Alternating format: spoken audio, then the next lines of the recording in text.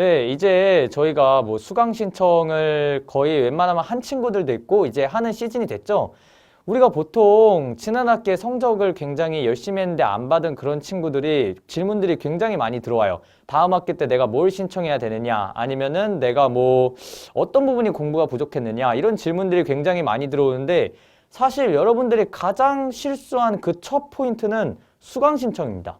그러니까 우리가 점점 공부가 약한, 기초가 부족한 친구들일수록 점점 더 재수강할 것도 많아지고 뭐 졸업학기가 점점 미뤄지는 것 때문에 부담감이 쌓여가지고 수강 신청 과목들을 굉장히 늘리는 경우가 있어요. 아니면은 그냥 친구들 따라서 뭐 친구 따라 강남 가듯이 내가 1학년이고 2학년이고 3학년이니까 난 아직 회로이론이나 뭐 기초 미적분학 이런 게 돼 있지 않음에도 불구하고 그냥 친구들 많이 신청하는 그런 과목들을 신청하고 뭐 그러기 마련이죠.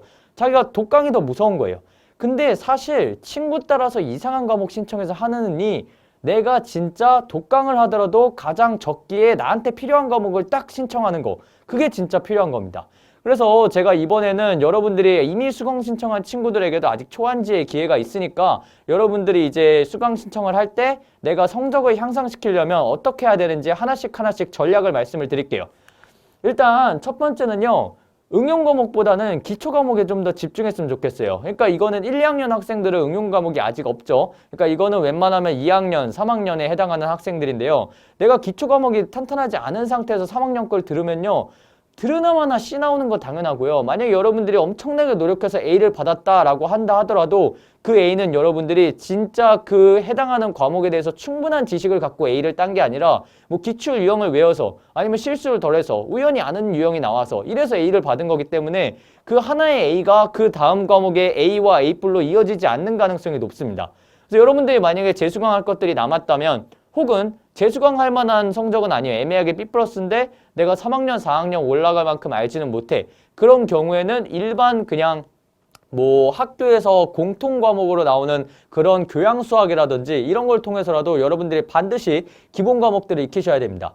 제가 여기서 말씀드리는 기본 과목이라고 하면요. 스텝 1. 일단 공학수학, 일반물리, 뭐 미적분학 이런 과목들을 이제 탄탄히 하시는 게 중요합니다. 그러니까 공학수학을 제가 가장 맨 처음에 둔 이유는요. 공학수학 안에는 미적분학, 미분방정식, 선형대수 이런 식으로 이름부터가 왜 공학수학이겠어요? 우리가 공대에서 위로 쭉쭉쭉 올라가는데 필요한 기본 수학들이 다 들어가 있습니다. 여러분들이 공학수학 실제로 배울 때는 책 전범위를 배우지 않았어서 이런 것도 있었어 싶은데 나중에 막 3학년, 4학년 올라와가지고 막 되게 어려운 막 뭐 파동방정식 풀 때나 막 이런 원통좌표계에서 풀거나 막 이런 거 했을 때 공학수학 책 다시 돌아와서 보잖아요? 그럼 다 있어요. 그러니까 여러분들이 만약에 기초가 부족하다라고 하면은 수강 신청을 하든 안 하더라도 방학 때라도 꼭 이런 기초 과목들을 탄탄히 하고 그 다음 스텝 넘어갔으면 좋겠습니다. 그리고 그 다음 응용 과목은요. 이것도 기초 과목이에요. 회로이론이랑 전자기하학을 추천드립니다. 뭐 여러분들이 기계과라고 하시면 동력학이나 뭐 이런 과목을 추천드릴 수 있을 것 같고요.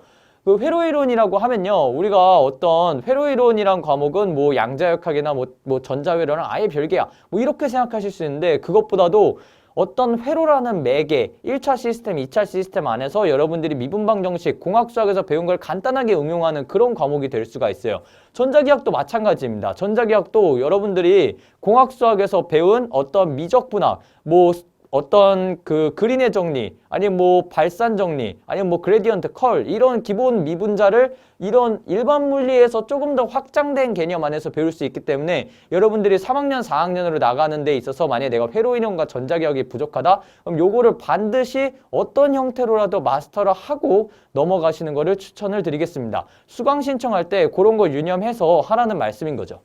자, 그리고 두 번째. 이게 제가 오늘 말씀드리는 키인데요. 과목 수를 조절하셔야 돼요. 이거 과목 수를 조절하라는 얘기는 뭐냐면요. 최악의 상황. 그러니까 우리가 보통 이것도 어떻게 보면은 뭐 우리 주식 이런 거 하듯이 돈 관리 이런 거랑 비슷한데 우리가 시험 공부 실력이 이렇게 쭉쭉쭉쭉쭉쭉 향상이 되면은 성적이 그냥 이거에 비례해서 이렇게 쭉쭉쭉쭉 나올 것 같죠? 절대 아닙니다. 우리가 돈을 많이 가지고 있는 사람이 그 수입이 많을 가능성은 있지만 그 퍼센트로 했을 때 항상 높을까요? 아니죠. 언제 우리가 리스크가 닥칠지는 모르는 거예요. 그런 리스크의 예시는 어떤 게 있냐면요. 여러분들이 시험이 세 과목을 신청을 했는데 세 과목이 다 시험이 한 날짜에 겹쳤습니다. 우리가 중학교나 고등학교 때는 나만 그런 게 아니라 전교 1등 하는 친구, 2등 하는 친구도 다 똑같이 겹쳤기 때문에 나만 딱히 불리한 상황이 아니에요. 근데 대학교는 어때요? 나만 세 개 겹치고 다른 애들은 널널하게 하나씩 보는 애들이 같이 보는 경우도 많아요. 그러면 나만 빡센 상황 속에서 시험 공부하는데 뭐 나한테 교수님이 뭐 노멀라이제이션에서 좀 더 뭐 팩터를 주나요? 절대 아니죠. 그냥 다 같이 상대평가하는 거예요. 그래서 이런 스케줄 관리마저도 실력이라는 거죠. 그래서 일단은 여러분들에게 시험 보는 과목은 한 학기에 3개 정도면은 맥시멈인 것 같아요. 자, 말씀드렸죠. 난 5개 들어도 A뿔 다 받았는데 이런 친구는 하위권 친구가 아닙니다. 지금 이거의 대상이 아니에요. 내가 지난 학기에 공부를 열심히 했는데 성적이 안 나온 그 친구들을 위한 거예요. 아니면 처음 공대에 들어왔든지 이번에 편입했든지. 그래서 꼭 3개를 넘으면 안 됩니다. 그리고 실험 과목 같은 경우에도 실험 과목은 시간이 우리가 뭐 4시간이 배정됐다고 4시간이 끝이 아니에요. 실험 레포트를 잘 쓰기 위해서 실험 이전에 미리 실험의 결과에 대해서 예상을 하고 가야 되고요. 실험 레포트를 쓰려면 인터넷에 있는 자료들을 무지 많이 찾아봐야 돼요. 그래서 실험 과목은 웬만하면 무한대의 시간이 걸리는 과목이라고 볼 수 있기 때문에 저는 2개까지가 맥스인 것 같아요. 그래서 보통 실험 보는 과목 2개, 실험 과목 2개랑 시험 보는 과목 3개 이러면 이 2개가 3개 안에 껴있겠죠? 그래서 전공을 웬만하면은 저는 12학점 정도가 맥스라고 생각해요. 조금 더 자기가 자신감이 붙었다 그러면 15학점, 그리고 내가 이제 완전 씹어먹을 수 있다 그러면 전공 18학점까지는 되는데, 여러분들이 걱정하는 친구들이 있어요. 내 이것 때문에 졸업이 늦어지면 어떡하지? 이런 거 걱정하는 친구들이 있는데, 여러분들 이게 졸업이 늦더라도 정상적으로 해서 졸업을 하는 게 낫지, 진짜 낮은 학점으로 졸업을 해서 막 저 학점이 나쁜데 자격증으로 커버가 될까요? 아니면 대외활동으로 커버가 될까요? 이런 소리 하고 있단 말이에요. 대외활동하는데 또 한 학기 어차피 드는 거 마찬가지고, 뭐 자격증 공부하는데 또 휴학하고 한 학기 드는 거 마찬가지예요. 차라리 그럴 바에야 내가 탄탄하게 전공을 다져서 좀 늦게 졸업한이 있더라도, 아니면 계절학기를 듣는 한이 있더라도 자기가 전공을 완벽하게 하고 나면은 그럼 그 다음에 여러분들이 취업도 쉽고 자격증도 쉽고 뭘 하든지 그 다음에 조금 더 가성비 높게 딸 수가 있을 거예요. 여러분들이 전공을 선택한 이유, 어떤 회사에서 여러분의 그 전공을 보는 이유는 여러분들이 이 기본이 돼 있다는 걸 먼저 보는 거지, 학점이 안 돼 있는데 동아리나 대외 활동을 가지고 여러분들이 뭔가를 커버를 한다? 오히려 더 어려우실 겁니다. 엄청 적성에 맞지 않는 이상 말이죠. 근데 우리가 이제 우겨 넣어야 되는 경우에는 이거는 제가 방금 말씀드린 것처럼 재수강하는 것보다는 낫다, 이런 말이에요.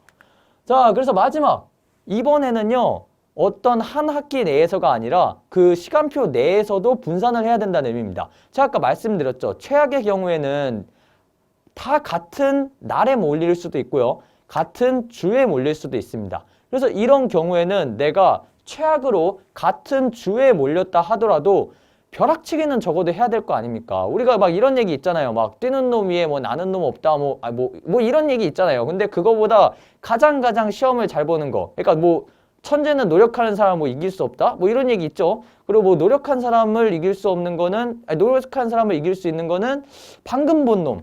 방금 본 놈을 노력한 사람은 이길 수 없다. 뭐 이런 얘기가 있어요. 우스갯소리로. 마찬가지예요. 우리가 시험 보기 전에 아무리 어려운 공식이라도 그 1초 전에 딱 보면은 우리는 바로 생각이 날 수가 있다면, 생각 안 나더라도 보자마자 자 이제 집어넣어 하면 그냥 바로 시험지에 적어 놓는 거죠.